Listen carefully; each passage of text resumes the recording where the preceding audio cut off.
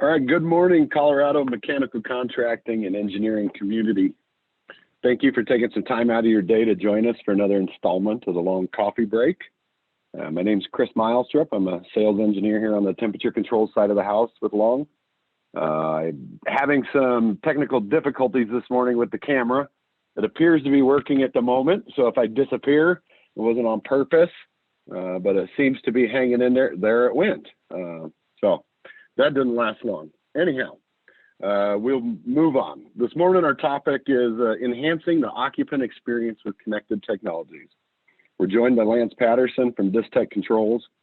Distech's an industry leader in open BAS technology, one of the main platforms that we're putting in all over Colorado and the other states that we work in. They're one of the first companies to produce an IP field level controller, and they continue to push the limits of what these systems can do, what they're capable of. Before we dive in, I got a few housekeeping items I want to run through. We will be selecting a winner, somebody who's in attendance this morning, to get a delightful prize. You'll have a couple of options to pick from this morning. We have a Ruth Chris Steakhouse gift certificate. We've got one of these GCI freestyle rocker chairs. And then also, always a crowd favorite, the Danny DeVito throw pillow. The rocker chairs, they're pretty nice around the campfire. I know the Danny DeVito pillow is going to be hard to beat. So we'll announce the winner at the end of the presentation. One other item I wanted to touch on is next week, our topic's going to be indirect evaporative cooling. That's with Sealy. So please be sure to tune in. So now for this week's topic, like I said, enhancing the occupant experience with connected technologies. I don't want to focus on just keeping a room at the right temperature.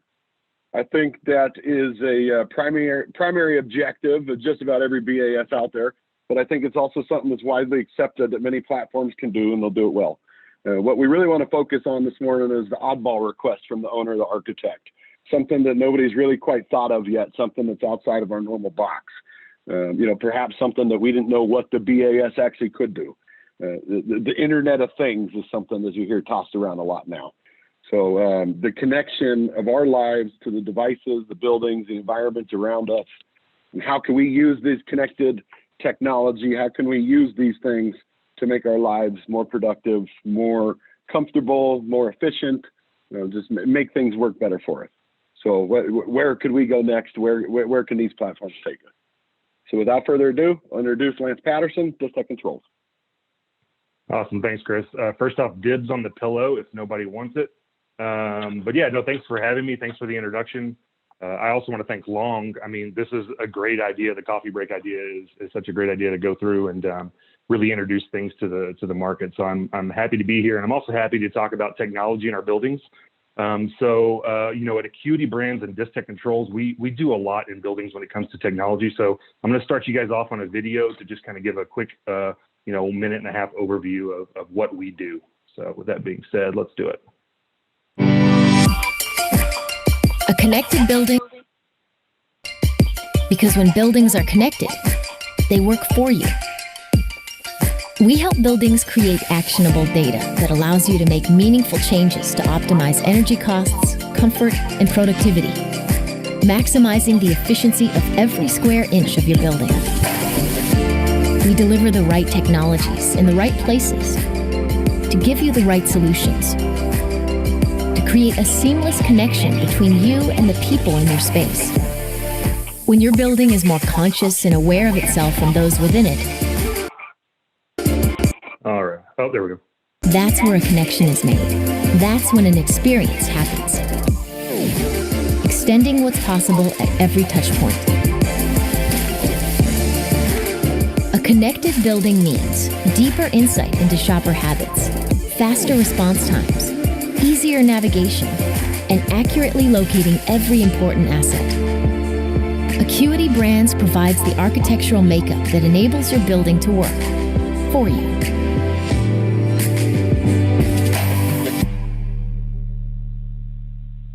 So you can see right off the bat that we're not just talking about building automation systems and lighting systems. We're talking about systems that do those core functions, but do so much more. So before we jump completely in, let's level set everyone real quick.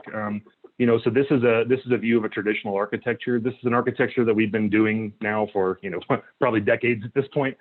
You can see down below all of our field controllers. These would be VAV controllers. These would be fan coil units, air handlers, chillers, all residing on that typically 2 or 3 wire serial network, all feeding up into what you see on the top is some sort of network level controller. In this case, this is a Distech EC Boss Jace. And the core function of that Jace really is to transpose all that data up onto the IP layer, so it can then be consumed by either a web browser or be integrated into a much larger, system supervisor computer or something to that nature. And kind of what we realized is, first off, where we're collecting all this data. And by the way, as the years go by, we're required to provide more and more data. We're collecting this data on a lower speed network, and that network level controller is really just trying to get it to IP to be consumed by everything else. So about 6 or 7 years ago, that's when Distech looked at this and said, I think we can do a better job at getting that data faster and more efficiently up to that IP layer. So we essentially took all the horsepower that was in that network controller and packed it into each of those field controllers, the VAV, the fan coil, the air handler. And this is really what we came up with. We came up with our Eclipse line of controllers. As you can see here, it's a flat distributed architecture, so there's not a single point of failure. We have upgraded hardware, so these are full-on IP controllers. I would actually call them miniature computers, if you will. They have full operating systems. As you can see by the little Android symbol there in the bottom left, we are running Android as our operating system for these controllers. It has a full web server built in. It can host its own trends, host its own graphics. It's got tons of capabilities.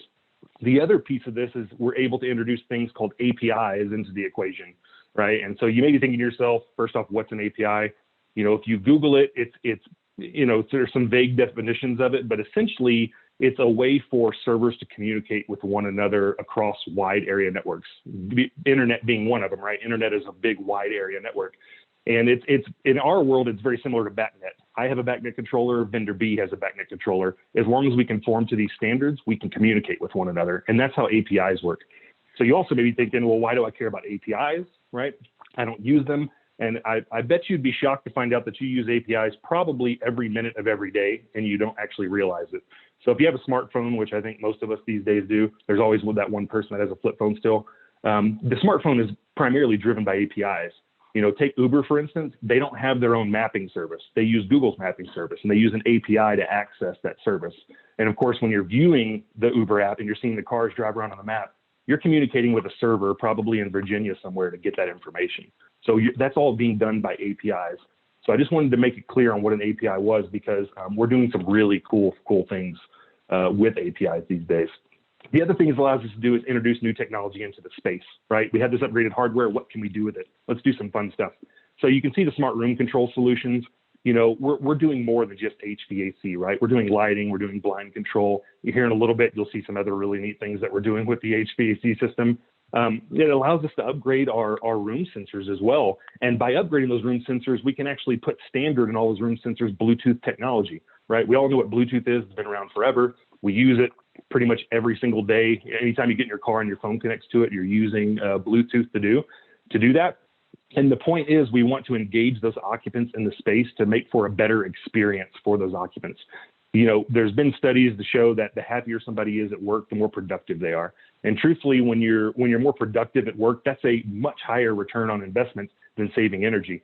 Not to say we're not saving energy, because we always want to do that, right? That's the core function of a BMS system. But we also want to engage that occupant. And the way we do that is we introduce mobile apps. The one you see on the right there is the My Personify app that connects. It's a free app you can download today if you really wanted to. It's got a demo built in, but that app allows us to connect to our space and control things like temperature, fan speed, even lighting, and blind and shade control, right? So that's really fun. The whole point of this, though, really is we're trying to bridge these two worlds. So the two worlds are IT, which we're pretty familiar with, I think. That's the network you connect to in your office. That's where your printers are connected to, information technology. And then we have another world that is been around for a couple of years. We just weren't familiar with the term of OT, operational technology. I like to define that as the nuts and bolts of the building. It's what actually makes the building run. It's your HVAC, it's your elevators, it's your lighting, smoke control, fire alarm. And on that side of the world, we've always communicated with standards such as BACnet. But if you go to the IT world, IT doesn't know what BACnet is. They may not be a big fan of it. They probably aren't. And so how do we get that data up to the cloud to be able to be used for things like data analytics, artificial intelligence, mobile applications? And that's where the Eclipse comes in with the RESTful API built right in. So I'm able to take that BACnet data and put it out there on the cloud securely with a RESTful API. That's what makes it really beautiful. The other way we're using RESTful API in our industry today is our new Eclipse commissioning solution. As you can see in the green, it's auto commissioning and continuous commissioning. So for auto commissioning, it makes a lot of sense for the install. Point-to-point checkout just got faster and easier. And as well as commissioning got faster and easier. So I simply just click, hey, go out and commission my building. It goes out, it fires off all the commissioning and intelligent staging, and then it presents a report to me that can be automatically emailed when it's done. So I don't have to sit there and watch it actually run. For the facility owner or facility manager or the building owner, it makes it really nice because now I can schedule that continuous commissioning, every other month, once a month, every 6 months, however often they would like. And it basically goes out and checks all of the different functions of the different terminal units out there. Or let's say, for instance, we have a cold snap coming up like we kind of just experienced last weekend. 2 days before it's coming, why not just click run commissioning report and then let it run it through its paces and make sure your heating is actually working properly before we get down to -10, like I think I experienced here. So yeah, I mean, that's it. And the great part is you don't have to remember as a facility manager that you actually scheduled it because you're just going to get that automatic report when it's done, right? That's what makes it really nice. So I'm going to show you one last video where all of this kind of comes together in a different mobile app that we came out with called the MyPersonify Workplace app. It's a phenomenal app. I won't ruin the surprise too much. I'll just let the gentleman in the green pants explain a little bit more. So enjoy. Some people arrive at work on a Monday feeling the morning blues. Personally, I don't mind. For the past 2 weeks, I've been working with the best assistant ever.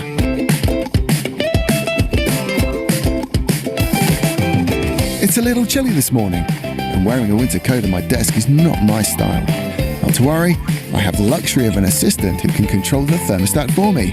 No need to move from my chair. Efficiency at its finest. Of course, it's always when you need your caffeine boost that the coffee machine decides to stop working. At least I don't need to chase down someone to fix it. Workplace reports the incident for me. My 11 o'clock meeting. Amsterdam room.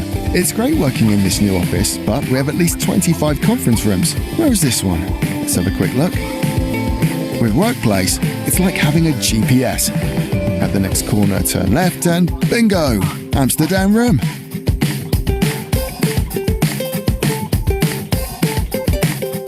I make the most of my lunch break by catching up on our company's shared newsfeed on Workplace. Oh, Sarah, that's true. I promised her that we would go running after work today. Clearly, she did not forget. Let's do this properly. I'll schedule an event on Workplace. Maybe Jeremy will want to join us later today. Speaking of Jeremy, I enjoy working with him, but his speciality seems to be hosting meetings in hallways. There are loads of available meeting rooms. It would be a shame not to make the most of them. Here we go. Now we'll be much more efficient. No need for GPS. I've booked the closest meeting room.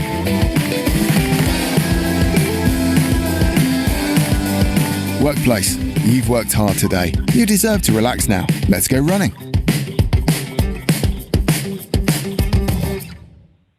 So that's really an app that brings it all together. You can see the API integration that's involved. You can see the Bluetooth technology. So not only are we controlling our space, but we're actually finding our way around an office. It's amazing some of the things that we can do. And this is all running off a building automation system. So it's really serving that dual purpose. So with that, I'll end. The last thing I'll say is, I'll give you guys a call to action, a challenge, if you will. And that is, if you're in the process of designing a system, or if you're a building owner, facility manager that's thinking about replacing their system, don't think about replacing the system and solving the problems of today. Think 5, 10, 20 years from now, and put in a system that's actually going to be able to evolve over time and upgrade over time with newer technologies that come out. And if you need help designing those, I would say reach out to us, reach out to myself or Chris and his team. We do this all the time. We're happy to consult with you on the technology that's available and help you design these systems. So Chris, that's all I got, man. Excellent. Thank you, Lance. My camera's still not working, but I promise I'm still here. Appreciate your time this morning. And yes, please, if anything piqued your interest, just a little bit this morning, reach out to myself, Tyler Martin, Steve Gooner. We'd love to help you out with this. Thank you, everyone. Have a wonderful Thursday.